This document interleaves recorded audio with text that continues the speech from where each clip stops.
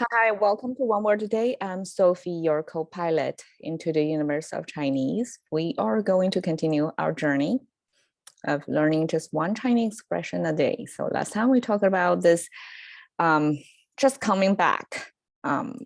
归去来兮 came from the poem, giving you another option of how to spend your life, just going back to where you came from and enjoy a humble life like that. After detouring, like opting out, almost like it's not really your choice. It's so instead of going up the social ladder, giving yourself a lot of stress, a lot of frustration, just turn around, go back where you came from. Life is still good back then. Okay, 紧张兮兮. Okay, 兮, as we talked about yesterday, is a kind of a sign. It means the end, the closure of one meaning unit, right? We don't have period or punctuation marks back then, so this act as a period, so you pause after that. And okay, 紧张兮兮, what do you mean? Double period, right? 紧张兮兮. So here, apparently, 兮兮 doesn't really mean period anymore, because we won't, like there is no benefit of double period anything. 紧张, okay. We'll come to that part later. 紧 came from this symbol. And okay, if you see this two knots with this kind of a thread symbol, well, the whole thing is the thread.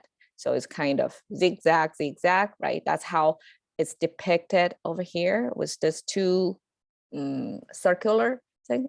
It's difficult to write, right? So it have to be simplified somehow. And this is the bottom portion. So the whole thing is, it means some sort of thread, something related to fabric. And here is the hand symbol, right?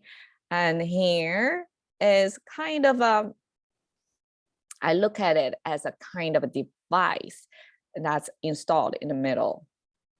So it's kind of mechanical gear.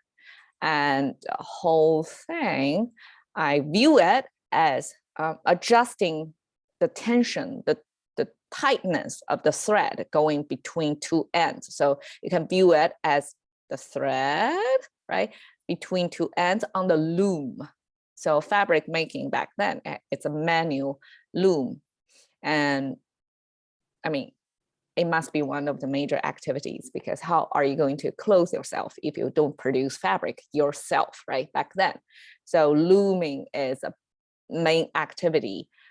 And when the tension is adjusted on that loom, and if it's taut, right, if it's, tightly strong fabric or threads, that means it's tight. That's how this character came into being. It's the thread on the loom adjusted to the tight, to keep the tension over there, right? To keep the thread straight.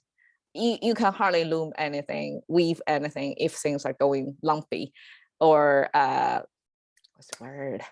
If thread are soft, right? You have to taut it so that it becomes as a straight line as possible. That's how you're going to loom it. That's how efficiently looming goes. So you have to adjust it without breaking the thread, right? But make it a straight line. So that's a kind of tight. 张, okay, we talked a little bit about that before. This is the bow symbol. This is the bow. Simply visually, that's a bow.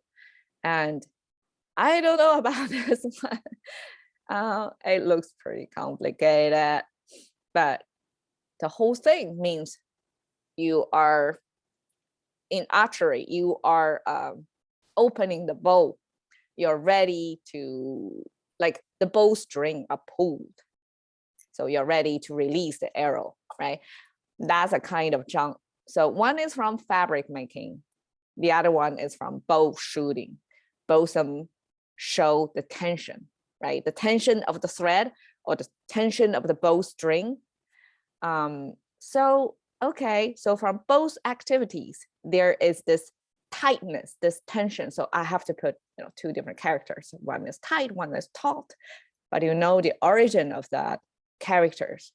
And then we have this two signs. So what does that mean? It's like it's too tight, or the tension is so high, the stress level is so high that you have to sign twice to kind of release a little bit because it's too much to bear. That's my interpretation. So it's not exactly period, right? It's, by pronounce that, xi, it gives you the sense of you're really trying to release tension because this is too much tension. And 紧张兮兮 together in contemporary Chinese, we also use that without really reading much into individual characters. Like probably very few Chinese will tell you where Jin and Zhang came from, but we use 紧张 all the time. We also use 紧张兮兮 to describe a status of nervous. Somebody is really, their strings, that means their nerves are really taut at a point. It's like near breaking point. They're really, really tight. So I simply put a bow structure here to help illustrate how this zhang, this is actually a bow. If you see, even if it's not as exaggerated as this zigzag line there, you can see it does got a little bit concave, convex shape over here for the, where they call it a grip, right? But for the arrow to go, there is a hole here, right? And then the arrow will rest on here and then here, and then you pull it. That's how you shoot the arrow. Okay, so here is to show you this zhang. And imagine when you pull this string, right? All these, right now is a relaxed state, but if you pull it backwards, you're going to create tension. And that's how arrows are powered. So 紧张兮兮, cash into the currency of thinking by just one word a day with Sophie. See you another day.